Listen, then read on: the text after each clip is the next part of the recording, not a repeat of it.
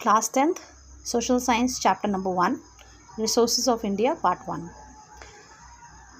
Topic 1, Resources, meaning, importance and type. Resources are those aspects which facilitate the satisfaction of human wants or help to solve the problems. In other words, anything which fulfills human wants or more or less it helps in solving problems are called resources. अब resources क्या होते हैं? Resources हम उनको resources वो होते हैं जो ह्यूमन बीइंग्स के प्रॉब्लम्स को सॉल्व करते हैं और उनकी नीड्स को फुलफ़िल करते हैं. ठीक है. अब जैसे कि वाटर है. वाटर एक नेचुरल रिसोर्स है. ठीक है. वाटर जो है उसको हम डिफरेंट टाइप्स मतलब डिफरेंट तरह से यूज़ करते हैं. हम पीने के लिए यूज़ करते हैं, कपड़े धोने के लिए यूज़ करते हैं. It is used for irrigation purpose also. We use it for cleaning purpose and cooking purpose, right? अब इन चीज़ों को क्या है, ये हमारी ज़रूरत है. ठीक है. तो हमारी ज़रूरत को पूरा कर रहे हैं, इट मीन्स वो रिसोर्स है. ठीक है. तो इससे रिसोर्सेज से क्या होता है? रिसोर्सेज से जो है ह्यूमन बींग्स की जो लाइफ है वो सिंपल और हैप्पी हो जाती है.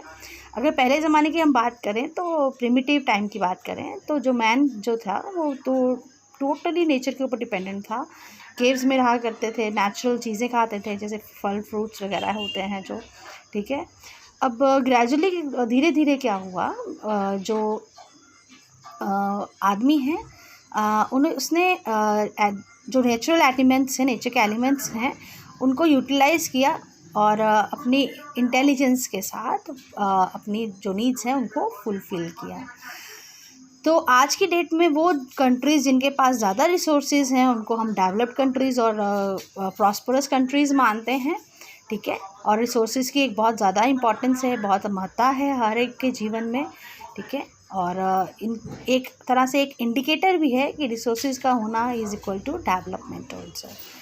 सो एक चीज़ को हमको बहुत अच्छे से समझ लेना चाहिए कि कोई भी एलिमेंट जो नेचर के अंदर है, कोई भी एलिमेंट वो एक रिसोर्स है. ठीक है. उस रिसोर्स को हम कन्वर्ट कर सकते हैं किसी भी मटेरियल में.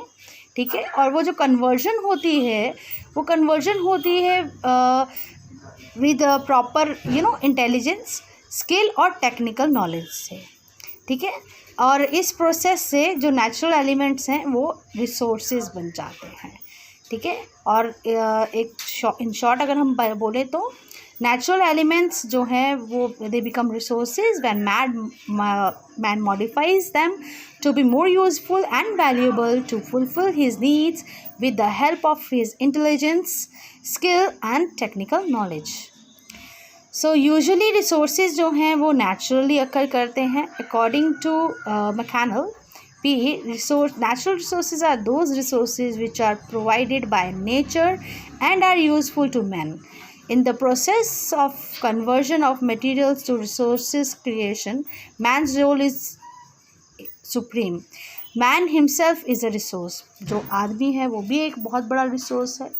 एक एजुकेटेड, स्किल और नॉलेजेबल आदमी जो होता है वो भी एक रिसोर्स ही होता है कंट्री का.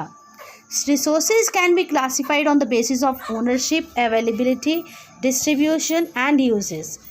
Classification on the basis of ownership. Ownership के basis पे personal resources, property, health, etc. National resources, wealth of nation, military power, patriotism, etc. World resources, physical and biological elements of the world for the welfare of mankind. Classification on the basis of availability. Renewable resources वो resources जिनको हम दोबारा use कर सकते हैं, regenerate कर सकते हैं. ठीक है. और जैसे कि एग्रीकल्चरल लैंड है वो उसको हम दोबारा यूज़ कर सकते हैं. जब हम उसको इसके अंदर मैन्योर डालते हैं तो जो लैंड है वो अपने न्यूट्रिएंट्स को रीगेन कर लेती है और वो तैयार हो जाती है, उसमें हम दोबारा फसलें उगा सकते हैं. So some of them are renewable only as long as they are used prudently within the limit set by nature. Non renewable resources वो रिसोर्सेज होते हैं जिनको हम एक बार यूज़ करते हैं तो दोबारा यूज़ नहीं कर सकते हैं, वो फिनिश हो जाते हैं, जैसे कि पेट्रोल और कोल. रिसाइक्लेबल रिसोर्सेज वो रिसोर्सेज होते हैं जिनको हम रीप्रोसेस कर सकते हैं, दोबारा यूज़ कर सकते हैं, जैसे कि minerals like iron and copper etcetera. Inexhaustible resources वो रिसोर्सेज होते हैं जो कि कभी एग्जॉस्ट नहीं होते हैं, ख़त्म नहीं होते हैं, जैसे कि solar energy, water etcetera. Classification on the basis of distribution. Easily available resources जो बहुत ईजिली अवेलेबल हो जाते हैं, जैसे कि ऑक्सीजन जो है वो हर जगह है एयर में, ठीक है, everywhere it is available.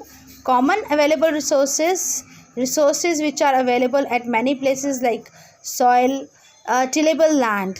Rarely available resources which are available in few places, example coal, gold, uranium etc. अब ये जो resources हैं अगर हम इंडिया की बात करें तो हर जगह अवेलेबल नहीं होते हैं।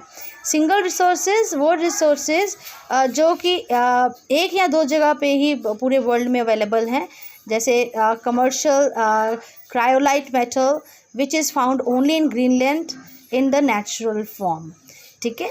फिर classification on the basis of uses. Unused resources वो रिसोर्सेज जो अभी यूज़ नहीं किए गए हैं, they are unused resources example deposit of certain minerals is known but they can not be extracted and used. Unusable resources which cannot be used further even with the present day technique are unusable resources. Potential resources, there are resources which are known but are not used due to lack of technology or planning. Possibly they may be used in near future, are known as potential resources. Example, running water of rivers may be used for irrigation by constructing a canal. Similarly, dams may be constructed to produce electricity, which are produced right now also.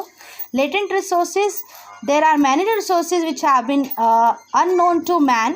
If the properties and the utility of a resource is not known, it is called latent resource. Petroleum was a latent resource until its property and uses were not known to man.